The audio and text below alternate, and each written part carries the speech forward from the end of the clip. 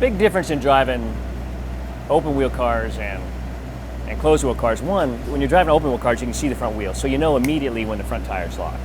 Not that that's everything, but that is certainly probably one of the biggest components you'll notice right away.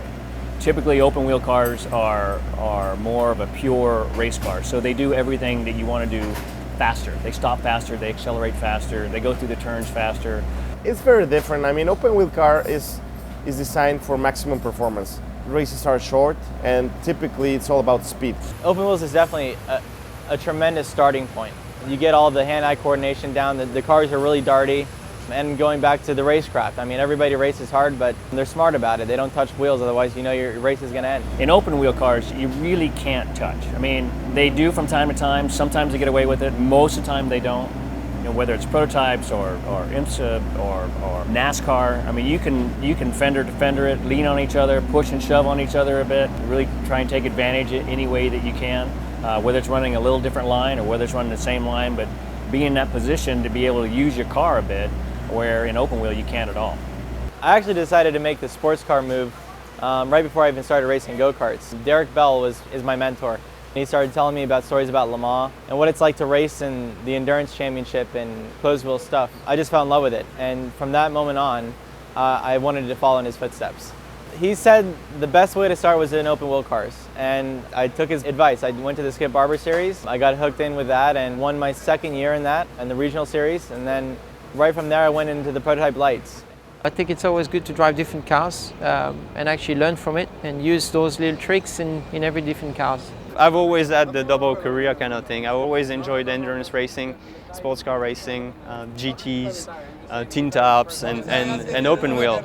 You know, so for me, it's always been something that's made me a better driver, and you know, I think it requires different qualities, but when you can combine it all together, it's making you a better race car driver. A good driver can drive anything, just like we saw with Kurt Busch this year, going from a NASCAR full-time to IndyCar, or whether we've seen from Tony Stewart going from IndyCar to NASCAR. Good drivers can get it done, for sure. If your goal really is to go open wheel racing in IndyCar or Formula One, then the Mazda Road to Indy ladder is definitely a good place to start. But I think if you want to make a career in motorsports at an early age, then go the route that I did. I mean, it all depends on where your heart is at.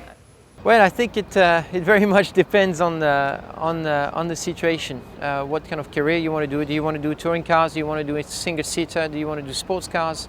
And depending on that, then you need to target what's the ladder to follow. The reality is every young driver has to figure out and follow whatever doors open. And unless you're coming with a lot of money and saying, I want to go to Formula One, and these are the steps to get there, which most of us never start with. I mean, most of us don't have enough money. We're trying to find any ride we can. And I would say there's more opportunities in sports car racing just because there's more classes, and typically there's more than one driver per car. All these cars, for the most part, have 2 or 3 or 4 drivers. So if you're good, when you get that opportunity, you will absolutely shine quite quickly. And the opportunity to get behind the wheel is a lot greater. For sure, you have to find the co-driver that you really do fit with. If you don't have a co-driver that you just don't click with, it's never going to work. It's going to be miserable for the whole season. And from the beginning of the season, you have to find somebody that qualifies the car and finishes the car.